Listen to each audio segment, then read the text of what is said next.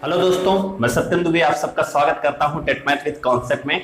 हम लोग आज सबसे इंपॉर्टेंट चीज पढ़ेंगे, मोस्ट इंपॉर्टेंट क्वेश्चंस जो कि शंकु और बेलन के हैं। जैसा कि आप लोग स्क्रीन के देख पा रहे हो, शुरू के 6 क्वेश्चन आपके ऑब्जेक्टिव टाइप के क्वेश्चन हैं। एंड याद रखना कि जो लास्ट में क्वेश्चन आएगा, जैसे आपको 15वां क्वेश्चन आएगा, 14वां क्वेश्चन आपको दिख रहा होगा, 13वां क्वेश्चन, ये सब बहुत इंपॉर्टेंट है। तो दोस्तों आई विल रिकमेंड यू कि वीडियो को एकदम लास्ट तक देखो, रिलैक्स होके देखो। वीडियो की टाइमिंग थोड़ी सी ज्यादा है क्योंकि मैं सारे के सारे क्वेश्चन को कवर कराया हूं, क्योंकि यहां से बहुत इंपॉर्टेंट 2 नंबर से 3 नंबर के क्वेश्चन हर साल आपके एग्जाम में आते हैं। फिक्स्ड क्वेश्चन है, या तो बेलन से आएगा या तो शंकु से आएगा। सो पूरा का पूरा आप समझिएगा किस तरह के उसके क्वेश्चंस होते हैं और कैसे हमें उन्हें लगाना होता है। तो हम इस सब चीजों को अपनी स्लाइड के ऊपर पढ़ेंगे, बिकॉज ऑफ दैट कि बोर्ड के ऊपर क्वेश्चन लिखने में और उसको लगाने में टाइम ज्यादा खर्च होता है, क्योंकि कॉन्सेप्ट मैंने आपको बोर्ड के ऊपर समझा दिया है। तो हम क्वेश्चन को लगाएंगे स्लाइड के ऊपर। तो चलते हैं हम अपनी स्लाइड के। हेलो दोस्तों, स्वागत है आपका टेट मैथ विद कॉन्सेप्ट में। मैं सत्यम दुबे आप सबका स्वागत करता हूं। हम लोग आज की इस वीडियो में पढ़ेंगे बेलन और शंकु पर आधारित कितने क्वेश्चन हैं, क्योंकि हमने पिछले वीडियोज में दोनों टॉपिक को, बेलन और शंकु को काफ़ी ब्रीफ में डिस्कस करा है। अगर आप लोग वहां पे नहीं देखे हो अभी तक तो जाके देखिए, और अगर आप लोग चैनल पर पहली बार आए हो तो प्लीज़ चैनल को सब्सक्राइब कर दीजिए, लाइक करिए एंड शेयर कीजिए। एंड सबसे most important thing, description box में जाके आप लोग पिछले सब्जेक्ट्स की वीडियोज़ को देख सकते हो, या आपके अदर जो सब्जेक्ट हैं उनके वीडियोज को देख सकते हो। सेशन स्टार्ट करते हैं। दिया गया है बेलन और शंकु पर आधारित जो सवाल हैं, इनमें से ये 3 आपके, अब इसके लगातार 6 सवाल जो हैं वो आपको मिलेंगे पूरे ऑब्जेक्टिव टाइप के।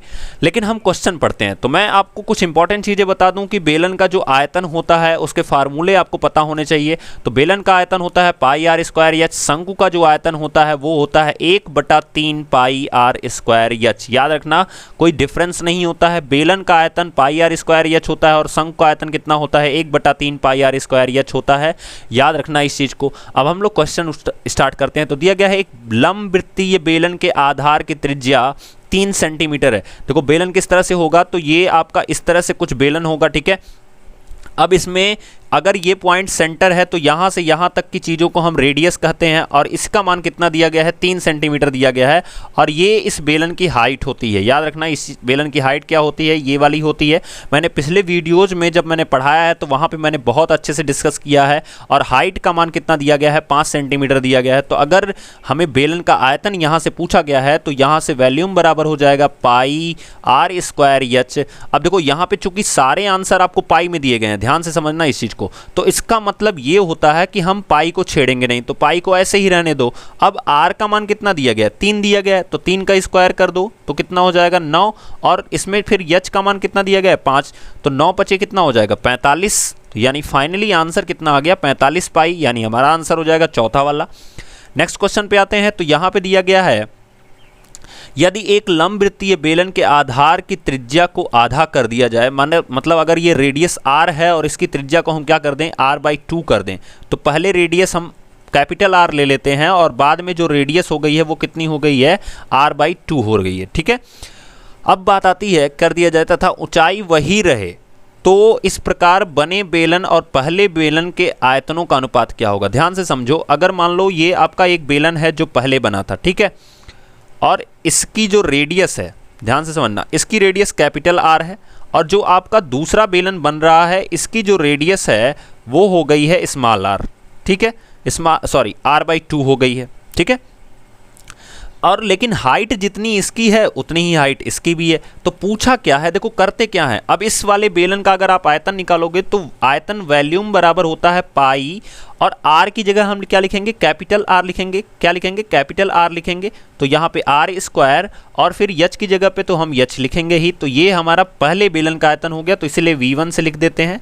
और V2 जब हम निकालेंगे तो देखो यहाँ पे पाई तो हम लिखेंगे, लेकिन इस r की जगह पे हम r/2 लिखेंगे और इसका स्क्वायर करेंगे, और चूंकि ऊंचाई वही रहने के लिए कहा है तो इसलिए हम h कर लेंगे। क्लियर। अब देखो अनुपात पूछा है तो इन दोनों का ऐसे भाग दे दो। क्या लिखा है कि बने बेलन, पहले आपको V2 लिखना है ऊपर में, यानी ऊपर हमें V2 लिखना है, क्योंकि बेलन नया वाला ये बन रहा है इसलिए V2 हमारा ऊपर रहेगा और V1 हमारा कहाँ रहेगा, नीचे रहेगा। तो V2 हमारा हो जाएगा पाई r² 4 into H and divided by pi r² H, ठीक है। तो देखो यहाँ पे पूरे के बटे 1 है, ये पूरा का पूरा ऊपर जाएगा और ये इसके पास आएगा, तो जब 1 से गुणा कराओगे तो ऊपर मिलेगा pi r square h divided by 4 multiply by pi r square h. ठीक है, ये पूरा का पूरा कैंसिल, ऊपर 1/4 यानी रेशियो कितना आ रहा है 1/4। ध्यान देना, अगर आप लोग पहले वाला बेलन पहले कर दोगे तो आपका रेशियो 4:1 आ जाएगा, इसीलिए क्वेश्चन को ध्यान से लगाना होता है। पहले पूछा है बने बेलन, यानी हमें V2 वाला ऊपर रखना है, फिर उसके बाद लिखा गया है पहले वाला बेलन, तो हमें क्या करना है V1 वाला नीचे रखना है। तो V2 की वैल्यू ये दी गई थी तो इसको हमने ऊपर रखा है, फिर V1 की वैल्यू ये दी गई थी तो इसको हमने नीचे रखा है, फिर बाकी जो प्रोसेस की गई है वो आपके सामने है। ठीक है, नेक्स्ट क्वेश्चन हम लोग देखते हैं। तो यहां पे दिया गया है दोस्तों, दो समान आधार वाले लंबवृत्तीय बेलनों की ऊंचाइयों का अनुपात जो दिया गया है वो 2:5 के अनुपात में है। इनके वक्र पृष्ठों और का अनुपात बताना है। तो आपको पहली चीज तो पता होना चाहिए कि वक्र पृष्ठ का फार्मूला क्या होता है। ठीक है, तो देखते हैं हम यहाँ पे दो समान आधार है, आधार अगर समान है तो इसका मतलब होता है कि उनकी जो त्रिज्याएं होंगी वो भी लगभग बराबर होंगी। जैसे मान लो कि एक बेलन ये वाला है, ठीक है, और एक बेलन ये वाला है, तो जब आधार समान है तो इसका मतलब ये और ये दोनों बराबर होंगे।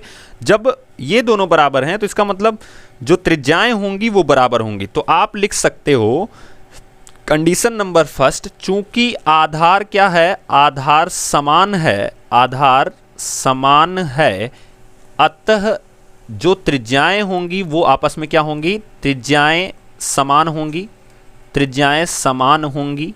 ठीक है, अब जब त्रिज्याएं समान होंगी इसका मतलब अगर हम इसे पहला बेलन मान लें और इसे दूसरा बेलन मान लें तो इसका जो R1 है वो किसके बराबर है, R2 के बराबर है, और हम दोनों को मान लेते हैं ये कैपिटल R के बराबर है। ठीक है, फिर हमसे क्या कहा है कि इनकी ऊंचाइयों का अनुपात कितना है, 2:5 है। इसका मतलब जो H1/H2 है वो कितना है, 2/5 है। तो याद रखना, जब भी अनुपात वाले क्वेश्चन आपको मिलते हैं तो तुरंत क्या करना कि उस अनुपात को हटाओ और पहले वाले की जो ऊंचाई हो जाएगी वो 2x और दूसरे वाले की जो ऊंचाई हो जाएगी वो कितनी हो जाएगी, 5x। अब सवाल आता है कि दोनों के वक्रपृष्ठों के बराबर बात की गई है आपसे, दोनों के वक्रपृष्ठ के बारे में। तो अगर हम वक्रपृष्ठ का फार्मूला देखेंगे दोस्तों तो आपको पता है कर्व्ड एरिया बोलते हैं उसे इंग्लिश में, और उसका फार्मूला क्या होता है, तो बेलन के वक्रपृष्ठ का फार्मूला क्या होता है, तो होता है पाई, बेलन के वक्रपृष्ठ का फार्मूला क्या होता है, तो होता है 2πRh। ठीक है, अब चूंकि दो हैं इसलिए हम पहले वाले का लेते हैं, तो CA फर्स्ट इक्वल्स टू 2π, लेकिन R की जगह पे सब समान है, देखो इसकी भी त्रिज्या और दोनों की त्रिज्याएं समान है, इसलिए हम सबकी जगह पे हम कैपिटल R ले सकते हैं।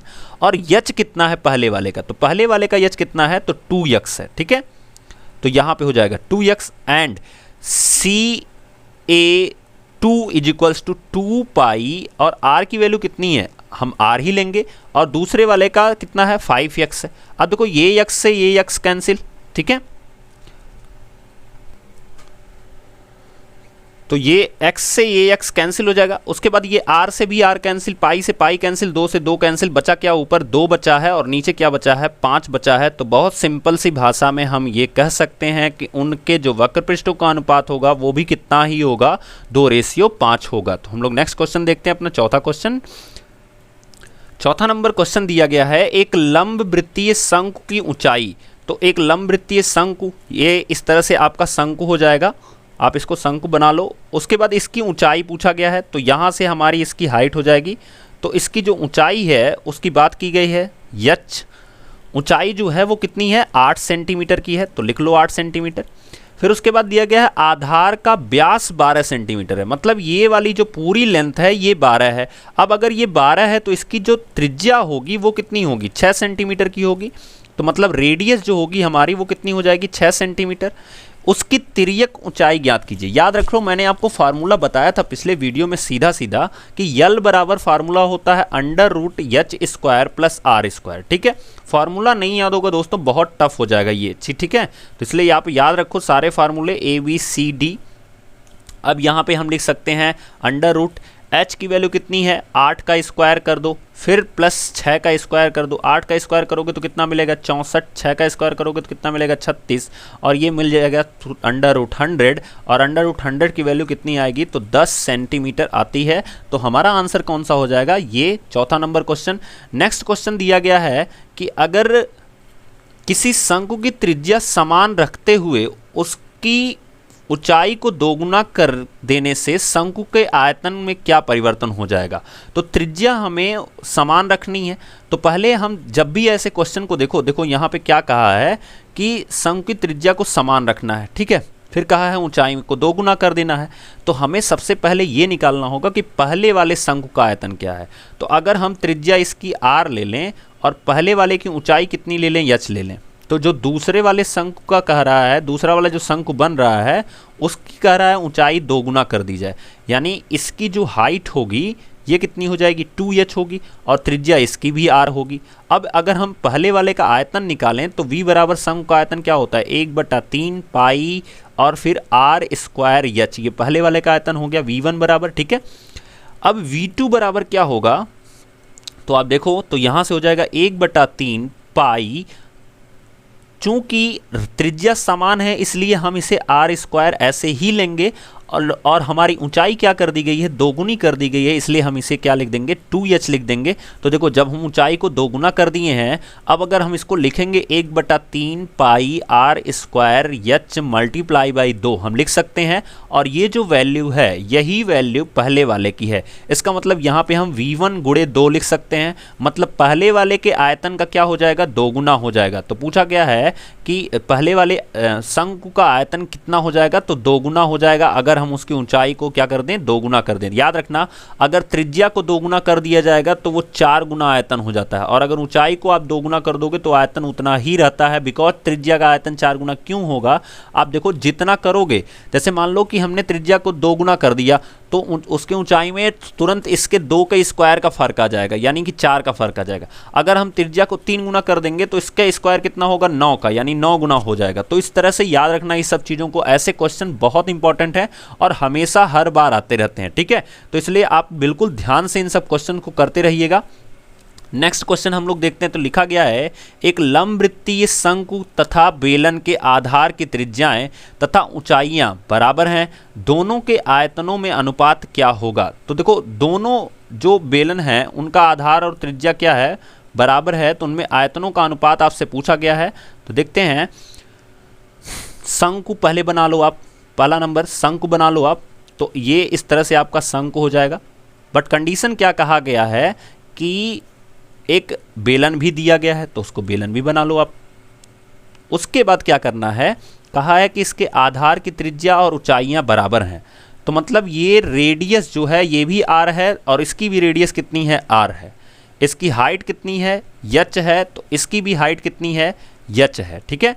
अब देखो इसका अनुपात क्या होता है, तो v बराबर 1/3 पाई r² h होता है, और इसका अनुपात इसका आयतन क्या होता है, तो पाई r² h होता है। और ये मैं पढ़ाते समय शंकु का चैप्टर उसी में कंप्लीट करा था, उसी में क्लियर किया था कि जब आपको इसकी बात करें तो देखो यहाँ पे क्या है पाई r² h है, और यहाँ पे भी क्या है पाई r² h है। फ़र्क ये है कि ये बेलन का है और ये किसका है, शंकु का है। ये किसका है, शंकु का है, ठीक है। आप खुद देख सकते हो कि बेलन का तीसरा भाग जो है वो शंकु का आयतन होता है। इसका मतलब क्या हुआ कि शंकु का आयतन छोटा है, इसका मतलब जो रेशियो होगा, अगर यहाँ पे लिखा गया ना लंबवृत्तीय शंकु तथा बेलन के आधार की त्रिज्या तथा ऊंचाइयां समान है तो दोनों का आयतन, तो हमने इसको v1 मान लेना है और इसको क्या मान लेना है, v2 मान लेना है। दोनों का आयतन पूछा है तो v1/v2 आप कर दो, तो यहाँ से हो जाएगा v1 की वैल्यू कितनी मिली है, तो 1/3 पाई r² h मिली है, एंड v2 की वैल्यू पाई r² h मिली है। इस पूरे से पूरे कैंसिल कर दो, क्या मिल गया 1/3, यानी रेशियो कितना हो गया 1:3। तो इस तरह से हमारा ये क्वेश्चन हो जाएगा। नेक्स्ट क्वेश्चन हम लोग देखते हैं अपना। तो क्वेश्चन दिया गया है 7वां नंबर, एक लंबवृत्तीय शंकु की ऊंचाई 9 सेंटीमीटर है। आप लोग तुरंत इस तरह से चित्र बना लिया करो। मैं चित्र क्यों बना रहा हूं बार बार, क्योंकि आपको कभी कॉन्सेप्ट में प्रॉब्लम नहीं होगी, क्योंकि जब किरमिच के और तंबू के क्वेश्चन पूछता है ना तो प्रॉब्लम होती है। तो ऊंचाई h बराबर कितना है 9 सेंटीमीटर है, और ये हमारी रेडियस है, तो फिर दिया गया है आधार का क्षेत्रफल। ध्यान से समझना, ये आधार का क्षेत्रफल कुछ सर्किल की तरह होता है, इस तरह होता है सर्किल की तरह। तो क्षेत्रफल मतलब हो गया ये पाई आर स्क्वायर बराबर पूरा दिया गया है 38.5 वर्ग सेंटीमीटर। याद रखना इस चीज को, पाई आर स्क्वायर बराबर कितना दिया गया 38.5 वर्ग सेंटीमीटर। पूछा गया शंकु का आयतन बताओ, तो देखो यच बराबर 9 मिला है, पाई आर स्क्वायर बराबर इतना मिला है, तो आयतन बराबर फार्मूला क्या होता है, तो 1/3 पाई आर स्क्वायर यच होता है।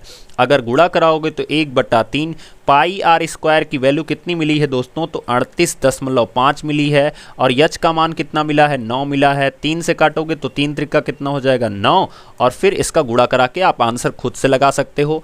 नेक्स्ट क्वेश्चन हम लोग देखते हैं क्या दिया गया है।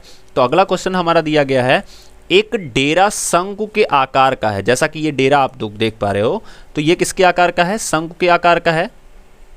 ठीक है, अब इसके बाद क्या होगा, लिखा गया है जिसकी ऊंचाई कितनी दी गई है, तो 12 मीटर की दी गई है। तो यहां हम लिख लेते हैं 12 मीटर की इसकी ऊंचाई दी गई है। चित्र यही रहेगा दोस्तों। तथा वृत्ताकार फर्श की त्रिज्या, अब यही जो वृत्ताकार फर्श है, यानी ये जो नीचे वाला फर्श है, जैसे आप टोपी देखे होगे बर्थडे वाली, तो उसकी फर्श जो होती है वृत्ताकार होती है, वो नीचे की ओर होती है, और उसकी फर्श कैसी होती है, वृत्ताकार होती है। त्रिज्या कितनी है, 14 मीटर की है। तो याद रखो, अगर इसकी त्रिज्या जो है वो 14 मीटर की हो गई और इसकी ऊंचाई 12 मीटर की हो गई, एक आदमी के लिए 112 घन मीटर हवा की आवश्यकता होती है, तो डेरे में कितने आदमी आ सकते हैं। अब एक आदमी के लिए 112 घन मीटर की हवा की आवश्यकता होती है, मतलब एक आदमी इस डेरे में तब रह सकता है जब उसे कितनी ज़रूरत होगी, 112 घन मीटर की। अब पहली चीज़ तो ये है कि इस डेरे में हवा कितनी आएगी, ये पता करना पड़ेगा। तो ये तब पता चलेगा जब हम उस डेरे का आयतन निकालें। जैसे अब आयतन का फार्मूला क्या होता है, 1/3 पाई आर स्क्वायर यच। ठीक है, तो v बराबर हमारा हो जाएगा 1/3, पाई की वैल्यू कितनी हो जाएगी 22/7, और रेडियस हमारा कितना दिया गया है, 14 दिया गया है। तो 14 गुणे 14 हम लिख सकते हैं, और यच का मान कितना है 12 लिख सकते हैं। 7 से काटोगे 7 दूना 14 हो जाएगा, फिर 3 से काटोगे तो 3 चौको 12 हो जाएगा। ठीक है, ध्यान से समझना, ऊपर कितना बचा 22 गुणे 2 गुणे 14 गुणे 4। ठीक है, सबका गुणा करा दो, तो यहाँ पे 4 दूना कितना हो जाएगा 8, और 22/176 गुणे 14 हो जाएगा। अब इसका मल्टीप्लिकेशन कराओगे आप लोग, तो 14 छक्का 14 से आप गुणा कराओगे 6 बार में 84 हो जाएगा। तो ये हो जाएगा 4, बचा कितना 8, 14 छक 84, 14 सत्ते 98, 98 और 8 कितना होगा, तो 98 और 8 आपका 106, यानी 6 हो जाएगा, बचेगा 10, और 14 का एक बार में गुणा कराओगे 14 हो जाएगा, और 10 कितना होगा 24। तो आपके उस डेरे में इतने घन मीटर हवा आ सकती है। याद रखना कि जितना इसका आयतन होता है उतना ही उसमें हवा आ सकता है, उतना पानी आ सकता है, या उतने घन मीटर तक हम सामान को भर सकते हैं। क्लियर। तो कितने हवा आ सकती है इसमें, तो आ सकती है 24-64। अब कहा गया है एक आदमी के रहने के लिए 112 घन मीटर की हवा की ज़रूरत है, तो कुल आदमियों की संख्या हो जाएगी 24/64/112। भाग दोगे तो वो आपके आदमी की संख्या आ सकती है कि इस डेरे में कितने आदमी रह सकते हैं। तो आप लोग भाग दे करके इसको लगाओगे। नेक्स्ट क्वेश्चन हम लोग देखते हैं अपना। तो क्वेश्चन दिया गया है हमारा 9वां नंबर, एक लंबवृत्तीय शंकु का आयतन। जैसे ही मैंने आपको बताया कि जैसे ही आपको कोई आकृति मिले तुरंत उसको बना लो, तो हमने पहले इसको बना लेना है। अब इसकी कुछ रेडियस होगी और इसकी कुछ हाइट होगी। ठीक है, हाइट को यहाँ लिख लेते हैं और रेडियस को यहाँ लिख लेते हैं। ठीक है, अब इसका आयतन दिया गया है, कितना दिया गया है, तो वो दिया गया है 36 पाई घन सेंटीमीटर। क्या दिया गया है, सेंटीमीटर। शंकु की ऊंचाई आधार के व्यास की दोगुनी है, तो व्यास इसका कितना होगा 2r। ठीक है, तो इसका मतलब जो ऊंचाई है, अगर देखो अगर इसका व्यास मतलब ये r है तो ये r है, तो टोटल मिलके तो व्यास होता है। तो व्यास कितना हो जाएगा इसका, तो इसका व्यास हो जाएगा 2r। अब ऊंचाई जो है वो इसकी दोगुनी है, तो 2r की जब दोगुना करोगे तो कितना मिलेगा 4r। इसका मतलब हम अगर आयतन का फार्मूला लिखें तो हम लिखते हैं 1/3 पाई, ध्यान से समझना, आर स्क्वायर तो हम लिखेंगे ही, लेकिन यच का मान कितना मिला है हमें, तो 4r मिला है। तो इसमें हम लिखेंगे 4r बराबर कितने के 36 पाई के, बराबर ये 36 पाई।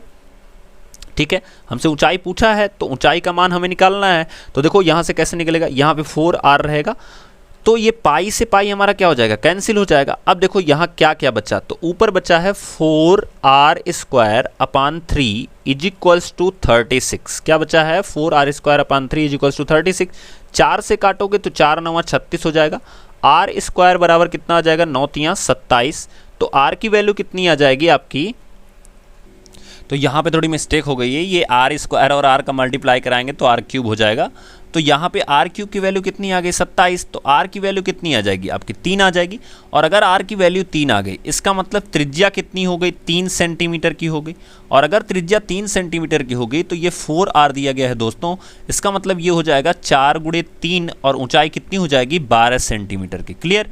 फिर हम लोग नेक्स्ट क्वेश्चन अपना देखते हैं। अगला क्वेश्चन क्या दिया गया है, यदि एक ठोस लंबवृत्तीय बेलन को पिघलाकर, ध्यान से समझना, ऐसे क्वेश्चन बहुत ज़्यादा पूछता है। मान लो एक बेलन है, ठोस है, जैसे मान लो एक कोई छड़ है, ठीक है, और इसको भट्टी में तपा करके फिर पिघला दिया गया, ठीक है। तो पिघला कर कभी भी कोई भी नई चीज़ बनाई जाएगी, पहला कॉन्सेप्ट याद करो कि जो भी नई चीज़ बनाई जाएगी वो हमेशा इस बेलन के आयतन के बराबर ही होगी। मान लो हम इससे चद्दर ही बना दें अगर एक इतने मोटा सा, तो इस चद्दर का जो आयतन होगा वो इस बेलन के आयतन के बराबर होगा। पहली कॉन्सेप्ट याद कर लो आप लोग। तो दिया गया है, यदि एक ठोस लंबवृत्तीय बेलन को पिघलाकर उसी त्रिज्या और उसी ऊंचाई के लंबवृत्तीय शंकु बनाए जाते हैं तो ज्ञात कीजिए कुल कितने शंकु बनेंगे। तो इसका डायरेक्ट आंसर आ सकता है 3 शंकु बनेंगे, बिकॉज ऑफ दैट कि अगर त्रिज्या और ऊंचाई समान हो तो बेलन और शंकु का जो अनुपात होता है वो 1:3 होता है, ठीक है। तो चलो हम मान लेते हैं, मान लो ये ऊंचाई इसकी बेलन की h है और इसकी रेडियस जो है वो r है, और इसकी भी रेडियस r है और इसकी ऊंचाई भी कितनी है, h है, ठीक है। अब आप सोचो कि मैंने क्या बताया था कि इसका जो आयतन होगा, ध्यान से समझना, इसका जो आयतन होगा जब इसको पिघला करके शंकु बनाया जा रहा है, ठीक है, तो पहले इसका आयतन कितना होगा, तो v बराबर होता है πr²h। क्या होता है, πr²h। और इसका जो आयतन होता है, अगर हम v1 ले लेते हैं तो ये होता है 1/3 πr²h, ठीक है। तो आप देख रहे होगे कि यहाँ पे πr² है और यहाँ पे 1/3 है, मतलब ये तीसरा हिस्सा है किसके आयतन का, बेलन के आयतन का। तो हम सीधा सीधा कह सकते हैं, अब देखो इसको πr² बनाने के लिए, इसको πr² टोटल बनाने के लिए हम इसमें कितने से गुणा करा दे, 3 से, यानी 3v1 करना पड़ेगा। इसका मतलब एक बेलन से पूरा का पूरा कितना शंकु बन सकता है, 3 शंकु बन सकता है। और अगर हम 3 से गुणा कराएंगे तब ये जाके 3 से 3 कैंसिल होगा और πr² बनेगा। इसका मतलब 3 शंकु का जो आयतन होगा वो एक बेलन के आयतन के बराबर होगा, इसलिए हम कह सकते हैं कि कुल 3 शंकु बनेंगे। क्लियर। नेक्स्ट क्वेश्चन हम लोग देखते हैं। तो दिया गया है, एक लंबवृत्तीय शंकु और बेलन दोनों के आधार की त्रिज्या कितनी है, 5 सेंटीमीटर है तथा ऊंचाई 12 सेंटीमीटर है। तो शंकु और बेलन के संपूर्ण पृष्ठों का अनुपात ज्ञात कीजिए। देखो पहली चीज तो आपको फॉर्मूला पता होना चाहिए। अगर हम बेलन के संपूर्ण पृष्ठ की बात करें, अगर हम किसका बात करें, बेलन के संपूर्ण पृष्ठ का, ठीक है, बेलन के संपूर्ण पृष्ठ के फार्मूले की बात करें तो फार्मूला क्या होता है, तो होता है 2πr+h, ठीक है। और अगर हम शंकु के संपूर्ण पृष्ठ की बात करें, शंकु के संपूर्ण पृष्ठ की बात करें तो इसका फार्मूला होता है πr+l, ठीक। अब चूंकि यल हमें पता नहीं है तो यल बराबर अगर हम निकालेंगे तो हमें मिलेगा √h² + r², निकाल लेते हैं। देखो h हमारी कितनी दी गई है, 12 सेंटीमीटर, और त्रिज्या कितनी दी गई है, 5 सेंटीमीटर। r का मान ये हो गया, h का मान ये हो गया। अगर 12 का स्क्वायर करोगे तो आपको मिलेगा 144, और 5 का स्क्वायर करोगे तो कितना मिलेगा, 25, और ये टोटल मिलके कितना हो जाएगा, √169। और 169 का जो वैल्यू आता है वो कितना आता है, 13 आता है। इसका मतलब यल का मान कितना मिल गया, 13 मिल गया। अब हम यहाँ पे रख देते हैं सबका, तो इसका कितना हो जाएगा, तो देखो 2πr,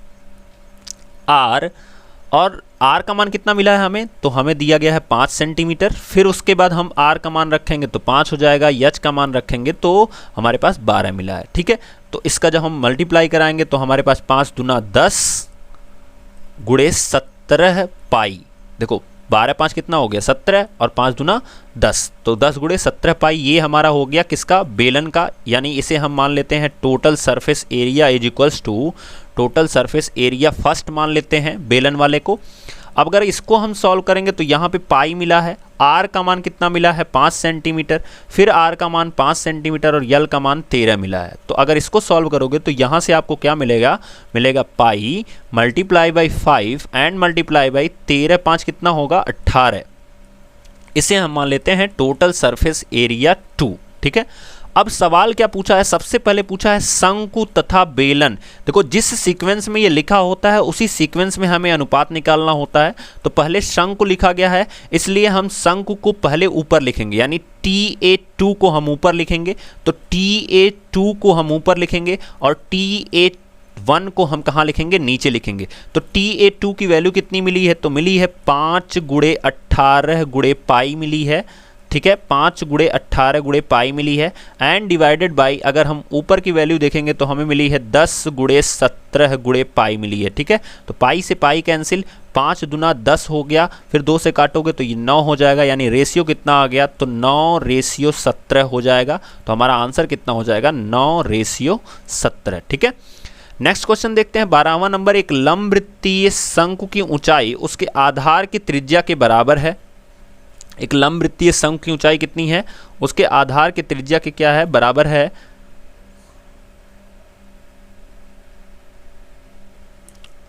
तो जो शंकु की ऊंचाई है, ठीक है, यानी यच जो है वो उसके आर के बराबर है, यानी यच और आर एक दूसरे के बराबर हैं। फिर उसके बाद क्या कहा है, उसका आयतन 9 पाई घन सेंटीमीटर है। तो शंकु की ऊंचाई ज्ञात कीजिए। तो आयतन बराबर फार्मूला क्या होता है, V is 1/3 pi r square h होता है। तो V का मान कितना दिया गया है, 9 पाई दिया गया है, आयतन का मान दिया ही गया है 9 पाई, 1/3 रख लो, पाई रख लो, आर का मान आर स्क्वायर हो गया और इस एच का मान कितना मिला है, आर मिला है, तो यहाँ पे आर लिख लो। अब देखो पाई से पाई क्या हो जाएगा, कैंसिल, और 3 का यहाँ गुणा कराओगे तो कितना मिलेगा 27, और आर का आर स्क्वायर का आर में गुणा कराओगे तो आर क्यूब हो जाएगा, यानी आर का मान कितना आ जाएगा 3। ठीक है, और आपसे पूछा गया है कि बेलन शंकु की ऊंचाई कितनी है। तो दोस्तों एच बराबर आर लिखा है, यानी आर का मान हमें कितना मिला है, 3 मिला है, इसलिए हमारे जो शंकु की ऊंचाई होगी वो कितनी हो जाएगी, 3 सेंटीमीटर। ठीक है, नेक्स्ट क्वेश्चन हम लोग देखते हैं। तो इसमें दिया गया है एक 15 सेंटीमीटर ऊंचाई वाले लंबवृत्तीय बेलन का आयतन 96 पाई घन सेंटीमीटर है। तो जो बेलन है, मान लो इस तरह से एक बेलन है और इसकी ऊंचाई कितनी दी गई है, तो यहाँ से हम अगर इसकी हाइट ले लेंगे तो ये दी गई है 15 सेंटीमीटर की। क्लियर, अब इसका आयतन कितना दिया गया है, तो V का मान दिया गया है 96 पाई।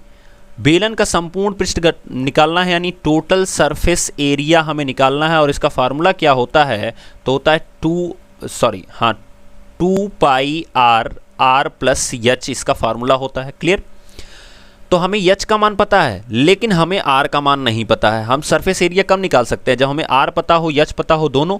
तो हम एच का मान कैसे निकालेंगे, तो यहाँ पे आप लोग देख पा रहे होगे इसके आयतन का फार्मूला क्या दिया गया है। आयतन का फार्मूला क्या होता है, तो पाई आर स्क्वायर एच होता है, और ये किसके बराबर होगा, तो ये 96 पाई के बराबर होगा। तो यहाँ 96 पाई आप लिख सकते हो, तो इसको पाई से पाई कैंसिल कर दो। आर स्क्वायर हमें नहीं पता है, एच का मान 15 पता है, और बराबर कितने के हो जाएगा, 96 के हो जाएगा। ठीक है, तो नेक्स्ट देखते हैं। तो दोस्तों यहाँ से जब हम 15 से भाग देंगे तो हमें मिलेगा r square is equals to 96 divided by 15, और जब डिवाइड करोगे तो ये कुछ पॉइंट में आंसर आएगा, फिर वहाँ से आर का मान हम निकालेंगे। ठीक है, तो आर का मान जब निकालोगे तो वो और पॉइंट में आएगा। तो इस तरह से फिर यहाँ पे आर का मान हम रखेंगे और एच का मान रखेंगे। तो इस क्वेश्चन को आप लोग लगाइएगा। नेक्स्ट क्वेश्चन हम लोग देखते हैं। तो क्या दिया गया है, 2 लंबवृत्तीय बेलनों के आधार के अनुपात, 2 बेलन हैं जिनके आधार की त्रिज्याओं के अनुपात दिए गए हैं, कितना, 1:2 दिया गया है। तो पहले हम बेलन बना लेते हैं और उनके त्रिज्याओं का अनुपात देख लेते हैं।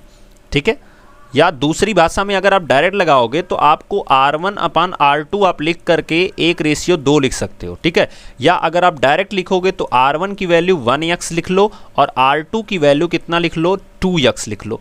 फिर लिखा गया है उनके आयतनों का अनुपात जो दिया गया है वो कितना दिया गया है, तो V1 इज इक्वल्स टू लिख लो, V1/V2 की जो वैल्यू आ रही है वो आ रही है 5/12।